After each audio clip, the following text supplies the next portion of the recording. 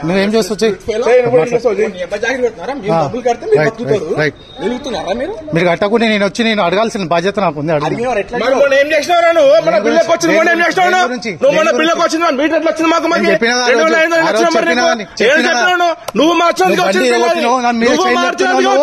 నువ్వు చేయలేపినావు బండి కొట్టినావు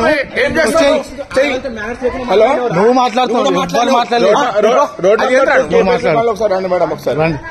రండి మీరు చేసిన పనికి నేను మాట్లాడుతున్నా